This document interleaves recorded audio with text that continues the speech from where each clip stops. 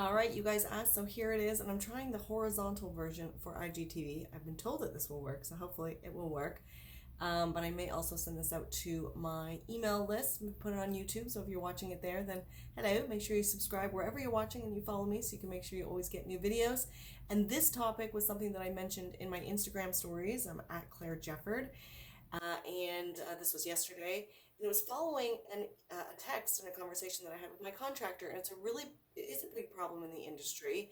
And really, I'm talking about ultimately when we butt heads and there's that divide between designers and contractors, and different misconceptions or ideas that we have of each other, and maybe we don't want to work with one another, or that sort of thing. And that's impossible, especially as designers, especially because we rely on those trades. And for the contractors and for the trades, they need to understand, and it's our job to educate them, that we can help, and this is how we can help. This is how we can make their life easier, make their clients' life easier, make the project come together so it looks absolutely beautiful. So this was following, as I said, the conversation that I had with my contractor, and a meeting that I had with a new trade last week for my sister's project. So she's my client for a whole main floor redesign that we've done for her, and it's commencing. The renovation is commencing in February. But I had met with one of my guy's trades. He's a new trade to me, and I haven't met him. And basically, the response afterwards was very nice for me. It was very glowing. He was saying that, he said Claire Jefford is the most organized professional designer that I have worked with in over 12 years of business. And my contractor said, oh, well, she's teaching others. And he said, well, I hope she is, because who would have thought she's providing clarity, not confusing clients, ha. And the video that I sent him, he was like blown away by it, which was my 3D video. I recorded the screen. I wasn't in it. I was explaining some of the changes that we had discussed following the meeting. And it was a 3-minute video, very quick, but very thorough. And he totally was like, oh, now I really understand where we're at, what you're looking at, possibilities, that sort of thing. So it made it a lot easier. But so while I was very chuffed and like, oh, wow, that's a really nice compliment, on the other hand, it was actually very disappointing and a big telltale. That's what I'm trying to say. It's letting us know that there's a problem out there, and that contractors do have this perceived idea of what it's like to work with designers, and that we're going to be controlling and maybe divas and blow the budget and come up with these ideas that are unrealistic, or without really talking to them and understanding the intricacies of what's involved in carrying out some of our ideas.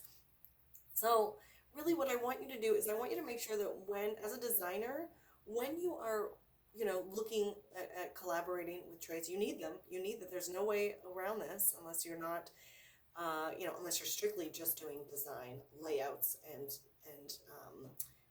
custom jobs that don't require any sort of carpentry or millwork or electrician or plumber. You know what I mean? So that we do need these people, and it can be a beautiful thing. I love my contractors, and we respect one another, we have conversations. So you need to make sure that when you're first meeting with a potential contractor, that you sit down, you find out about them, what they offer, how they work, you explain how you work, and what you offer, how the client benefits, how they'll benefit from working with you.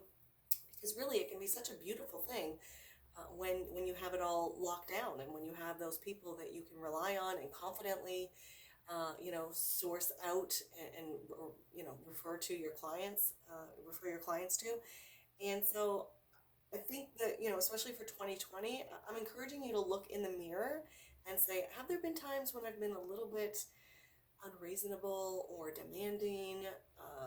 And I'm not saying that the contractors are blameless in this, okay? So I'm not saying that. There are some old school ways out there of thinking of anybody in the world. So this is just in life in general, but for us particularly, in an industry that is mainly male oriented or dominated, for the trades, there may be some of that old school way of thinking, and you come on site and you have these ideas and you charge so much money, and they might think, gosh, this is ridiculous, especially because our industry is mainly female dominated, but not completely. So anyway, I just wanted to say that. And please just really think about that and talk to your contractors. Know what you're providing.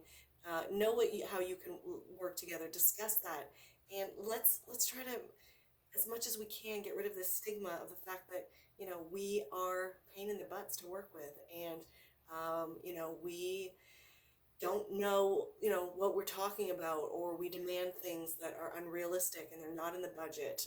Just to quickly touch on this, I had someone comment since on my post that I did in my group, which was Interior Design Business Strategies. It was my will. It's what I did and what I learned.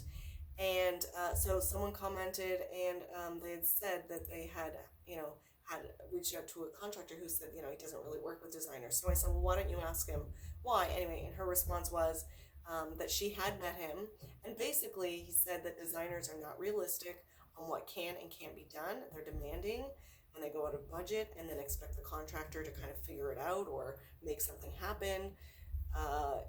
He had given her a specific scenario, which I won't really go into, but basically just about the same thing. About, the designer wanting something that was not realistic, not possible, not able to stay on budget with that idea, and maybe just some of the personalities. I guess he felt like maybe this designer was a good fit because she was willing to talk about this stuff up front in her approach, which is great. So just think about your approach.